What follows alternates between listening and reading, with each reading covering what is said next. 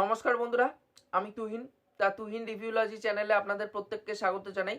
তাই এখন কথা বলবো ফাইটার সিনেমাটিকে নিয়ে। তাই এই সিনেমাটি আমি হল থেকে সবেমাত্র দেখে আসলাম। তা কেমন কি লাগলো আজকে এই সিনেমাটি আপনাদের সাথে শেয়ার করব। তা আমি এই সিনেমাতে কোনো এক্সপেকটেশন নিয়ে যাইনি। আমি মানে এক্সপেকটেশন ছিল যে একটা মানে টিপিক্যাল সিদ্ধার্থ আনন্দের সিনেমা দেখবো, হিরো হিরোইনকে একটা সেক্সিয়েস্ট অবতারে প্রেজেন্ট করবে, ভালো অ্যাকশন থাকবে এবং একটা গুড এন্টারটেইনিং সিনেমা হিসেবেই আমি কিন্তু এই সিনেমাটি মানে হলে দেখতে ঢুকেছিলাম।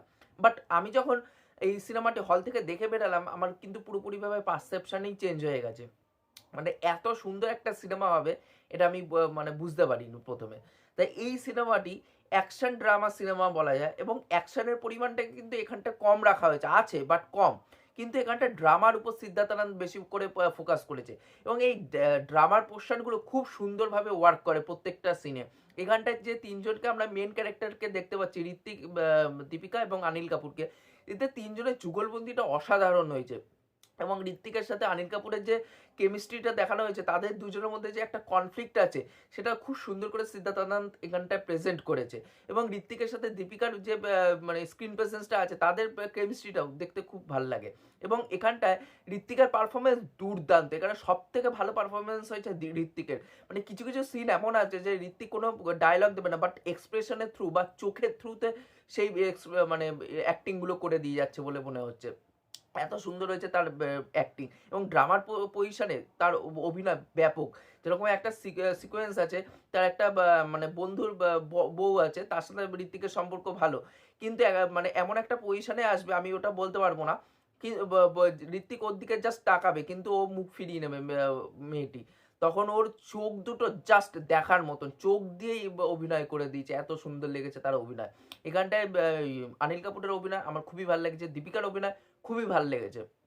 এবং তার সাথে সাথে এখানটায় কিন্তু যে রোম্যান্টিক অ্যাঙ্গেলটা রাখা হয়েছে ঋত্বিক এবং দীপিকার মধ্যে, সেটা কিন্তু খুব ম্যাচিওরভাবে রাখা হয়েছে। এমন না যে গল্পে রাখতে হয়, মাস অডিয়েন্স আসবে সেটা এনজয় করবে চলে যাবে, সেরকম কিন্তু রাখেনি। খুব ম্যাচিওরলি হ্যান্ডেল করা হয়েছে যে একটা মেয়ে একটা ছেলেকে দেখলো, লুক দেখেই প্রেমে পড়ে গেল, তাদের দুইজনের মধ্যে একটা আলাদাই ট্র্যাক শুরু হয়ে গেল, ওরকমভাবে কিন্তু রাখেনি। পুরো গল্পটার মধ্যে অর্গানিক্যালি ভাবে তাদের মানে লাভ অ্যাঙ্গেলটাকে রাখা হয়েছে, সেটা দুর্দান্ত লেগেছে আমার এখানটায় দেখতে।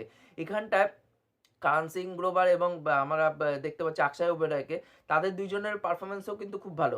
এখানটা সঞ্জিদা শেখরেও আমরা দেখতে পাচ্ছি, তার স্ক্রিন প্রেজেন্স অনেকটাই কম, বাট যেটুকুনি অভিনয় করছে তাকেও আমার খুব ভালো লেগেছে। এবং ওভারঅলে যে এই সিনেমার যত কাস্ট অ্যান্ড ক্রিউ আছে, সবার অভিনয় আমার খুবই ভালো লেগেছে এখানটায় দেখতে। এবং এখানটায় যে বন্ডিংটা দেখানো হয়েছে, যে এখানটায় দেখবেন যখন এই ফাইটারের পোস্টারগুলো ছাড়া হচ্ছিল, প্রত্যেকটা মানে কল সাইন হিসাবে এক একজনের পোস্টার কিন্তু ছাড়া হচ্ছিল সোশ্যাল মিডিয়াতে। তাই এখানটাও কিন্তু সেই জিনিসটাকে খুব সুন্দর করে অ্যাপ্রোপ্রিয়েট ভাবে হ্যান্ডেল করা হয়েছে এবং তাদের মানে বন্ধুত্বের যে বন্ডিংটা, সেটা দুর্দান্ত। এবং লাস্টে গিয়ে আপনি এই ক্যারেক্টারগুলোর জন্য ফিল করবেন, সেটা কিন্তু আমার খুবই ভালো লেগেছে। এখানটায় অ্যাকশন সিকোয়েন্স, যে এটা তো অ্যাকচুয়ালি এরিয়াল অ্যাকশন ড্রামা, তা এরিয়াল অ্যাকশন যেগুলো দেখানো হয়েছে, আকাশে যেগুলো ফাইটগুলো হচ্ছে দুটো ফাইটার জেটের মধ্যে, সেইগুলো কিন্তু খুব সুন্দর করে রাখা হয়েছে। যে একটা ফাইটার জেট আরেকটা ফাইটার জেটকে ডচ করছে, ওই সিকোয়েন্সগুলো দুর্দান্ত। হ্যাঁ, এখন আপনি বলবেন যে টপ গানের মতন দেখতে হয়নি লুক অ্যান্ড ফিল।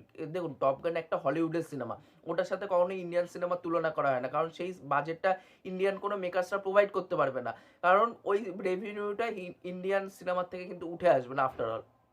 কিন্তু সিদ্ধার্থ আনন্দ যেইভাবে ওই এরিয়াল অ্যাকশনগুলোকে প্রেজেন্ট করেছে, আকাশের ওই ফাইটগুলো দুর্দান্ত। এক একটা ডচ করছে কি, ওই সিকোয়েন্সগুলো স্লো মোশনে দেখতে ব্যাপক লাগে, ব্যাপক।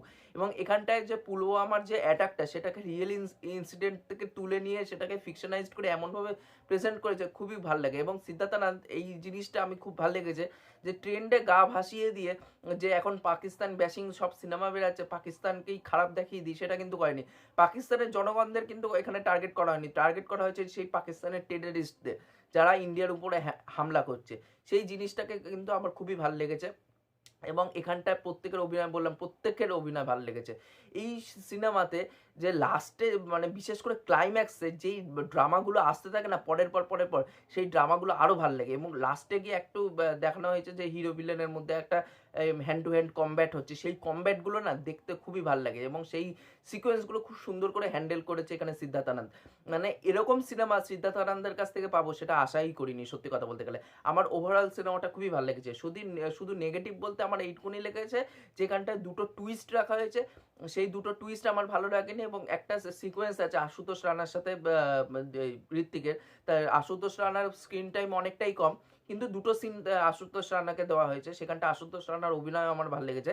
শুধু যখন প্রথম দেখা হবে আশুতোষ রানার সাথে ঋত্বিকের, সেই সিনটা আমি বলতে পারবো না, স্পয়লার হয়ে যাবে, বাট ওই সিনের যে জিনিসটা এমনভাবেই আনা হয়েছে সেটা কনভিন্সিং বলে আমার মনে হয়নি।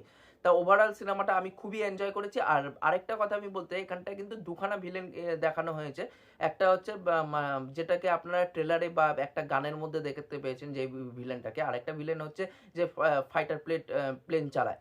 তা ওই পাইলটের নাম হচ্ছে রেড রোজ। তা ওই রেড রোজ ক্যারেক্টারটি বা এই যে মেন ভিলেন, তাদের দুজনের ক্যারেক্টারটাকে খুব বাজভাবে এখানটা ইউজ করা হয়েছে, যার জন্য ভিলেন ক্যারেক্টারটা স্ট্রং হয়নি।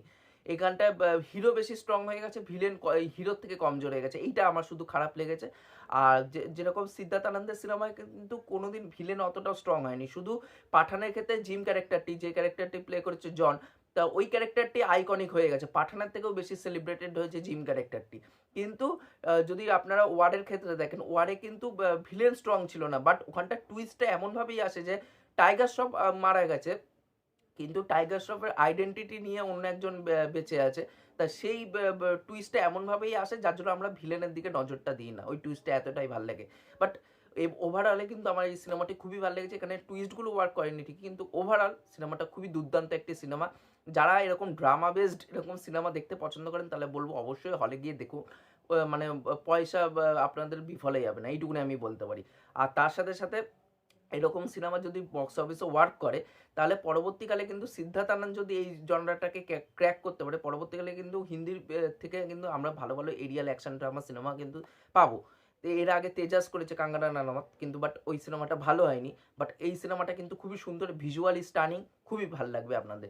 এই ছিল ওভারঅল ভিডিওটি ভালো লাগলে অবশ্যই লাইক করবেন, শেয়ার করবেন, সাবস্ক্রাইব করবেন এবং বেল আইকনটা টিপে অল করে দিয়ে যাবেন, তাহলে মোটিভেশন পাবো আগে নতুন নতুন ভিডিও বানানোর জন্য। আর এখনকারের মতন টাটা, বাই বাই।